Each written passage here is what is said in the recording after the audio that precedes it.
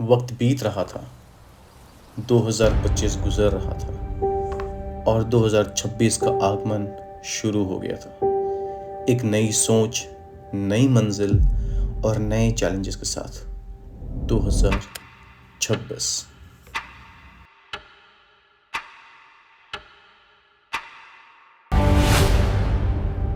परिवार में घूमने की लालसा थी तो निकल पड़ा एक ऐसी जगह पे जहां भीड़ कम, शांति हो, सुकून हो और मन भी लगे।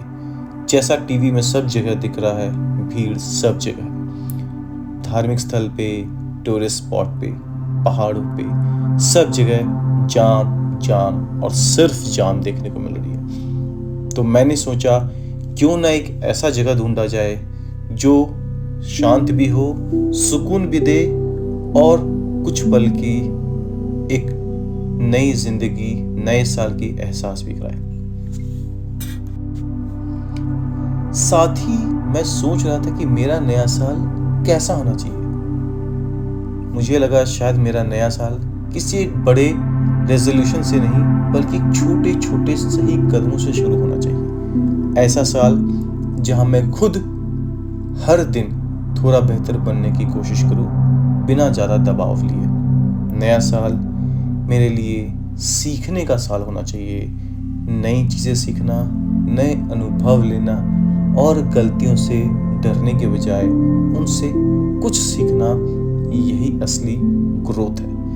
और भी मैं सोचा क्या इसके अलावा और कुछ बेहतर होना चाहिए क्या ये साल सेहत और शांति पर भी फोकस करने वाला नहीं है? मुझे लगा बिल्कुल है। शरीर को थकाने से ज़्यादा ज़रूरी है उसे समझना और दिमाग को शोर से बचाकर उसे शांत रखना। शायद इसीलिए मेरे दिमाग में शांत वाली बात आई और मैं सोचा क्यों ना ऐसी जगह परिवार के साथ चली जाए जहाँ शांति हो, सिर्फ शांति।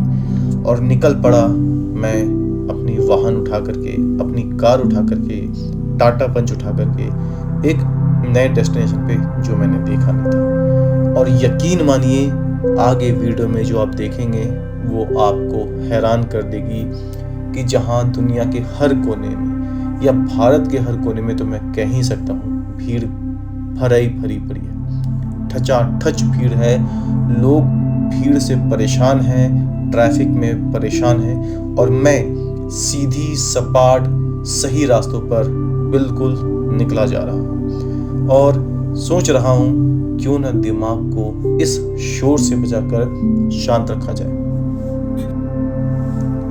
और ये भी सोच रहा था कि क्या मेरे नया साल ऐसा होना चाहिए जहाँ मैं कम चीज़ों में खुश रहना सीखूं, ज़रूरी लोगों के लिए समय निकालूं और बेवजह की नेगेटिविटी से दूरी बनाए रखूं। यह साल काम और पसंद के बीच बैलेंस बनाने के लिए होना बहुत ज़रूरी है। जो काम ज़रूरी है वो भी करूं और जो काम मुझे खुशी देती है उसमें भी अपना जगह बनाऊं, मैं उसके लिए भी समय निकालूं। जैसे ट्रैवल, जैसे बाइक के बारे में जानना जिसके लिए मैं वीडियो बना रहा हूँ। हालांकि मैं इसको प्रोफेशन नहीं बनाया हूँ बट मैं अपने विचार अक्सर यूट्यूब पे शेयर करता हूँ जो लोगों को पसंद आती है और कुछ वीडियो पसंद नहीं आती है, बट मेरा काम है मेहनत करते रहना। सबसे अहम बात, मेरा नया साल ऐसा होना चाहिए जहां मैं खुद को साबित करने से ज़्यादा खुद को समझने पे ध्यान दूं। अगर हर दिन थोड़ा बेहतर, थोड़ा शांत और थोड़ा खुश रह पाया तो मेरा सबसे अच्छा यही नया साल होगा। और इसी सोच के साथ मैंने पहला वीडियो बनाया ये साल का, आपको दिखाने के लिए कि ये जो जगह मैं जा रहा हूँ ये कितनी शांत है और कितनी खूबसूरत है और कहीं ना कहीं ये मेरे मन को भी शांति देगी और आपको भी सोचने पे ज़रूर विवश करेगी कि क्या भागदौड़ की ज़िंदगी से बेहतर ये शांति नहीं है। ये तो हो गई नई साल की बातें, नई सोच और नई उमंग की बातें जो मेरे मन में चल रही थी, जो मैंने आप लोगों से शेयर की। अब बात यह है कि मैं जा कहाँ रहा हूँ। तो मैं जा रहा हूँ आरावी बीच। आरावी बीच मैंने क्यों सुना या क्यों मैंने उसको आइटनरी में डाला, उसके भी एक भावना है।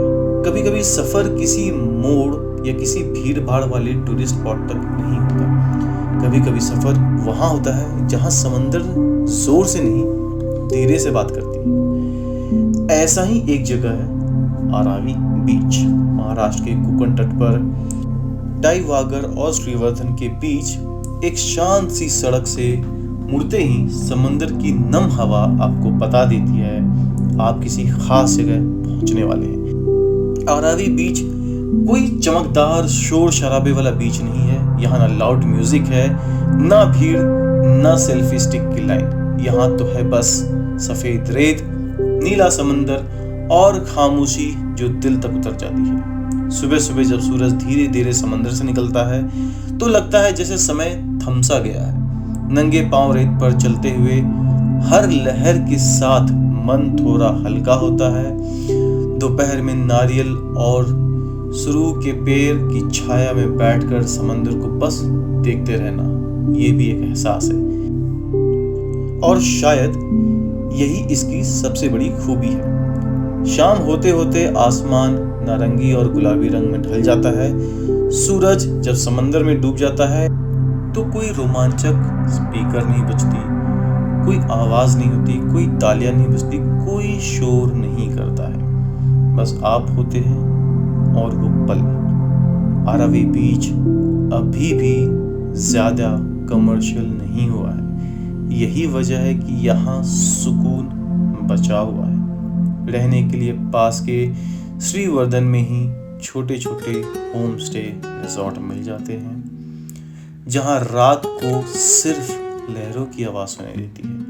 यह जगह उनके लिए है जो पार्टी से ज्यादा शांति ढूंढते हैं, जो भीड़ से ज्यादा खुद के साथ वक्त बिताना चाहते हैं। आरावी बीच आपको कुछ करने के लिए नहीं कहता, वो बस कहता है रुक जाओ, देखो और थोड़ा सांस लो। अगर आप पुणे या मुंबई से रोड ट्रिप पर निकल रहे हैं तो ये बीच रास्ते में नहीं आएगा।